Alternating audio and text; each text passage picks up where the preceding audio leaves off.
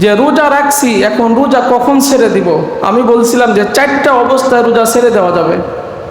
একটা হচ্ছে এমন ক্ষুধা লাগছে, এমন পিপাসা লাগছে যে এখন জীবন সংকটাপন্ন, মানে এখন জীবন এমনটা সংকটে যে আপনি এখন মৃত্যুবরণ করতে পারেন যদি পানি গ্রহণ না করেন, খাবার গ্রহণ না করেন।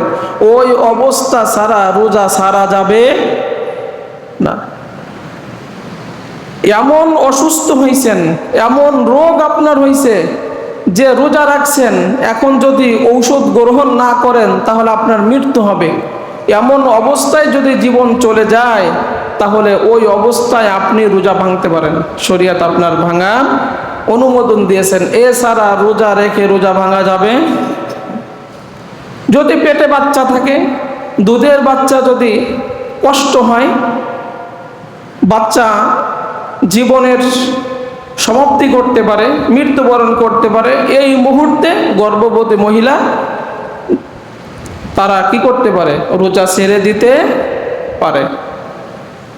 4 নাম্বার একটা, যদি কেউ বেহুশ হয়ে যায়, পাগল হয়ে যায়, এই অবস্থায় রোজা মানুষ রেখে ভাঙতে পারে, তাদের কোনো সাজা হবে না, পরে কাফারা কাজা আদায় করে নিল। এই 4 অবস্থায় ছাড়া রোজা কখনো ছাড়া যাবে, কখনো ছাড়া যাবে না। এরপর রোজাদারের সামনে খাওয়া। রোজাদারের সামনে আমরা যারা খাই, আমরা তো সম্মান রক্ষা করলাম না। মুহাম্মদুর রাসূলুল্লাহ সাল্লাল্লাহু আলাইহি সাল্লাম বলেন, রোজাদার ব্যক্তির সামনে যখন মানুষ খায় তখন ওই রোজাদারের একটু কষ্ট লাগে না? যে আমারও খাইতে মনে চায় খোদা, কিন্তু আমি আল্লাহর বিধান পালন করছি, তাই আমি খেতে পারছি না।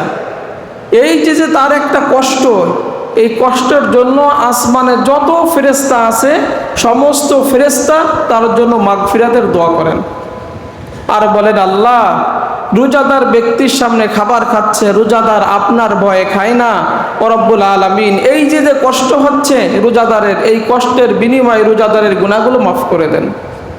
সুবহানাল্লাহ, সুবহানাল্লাহ।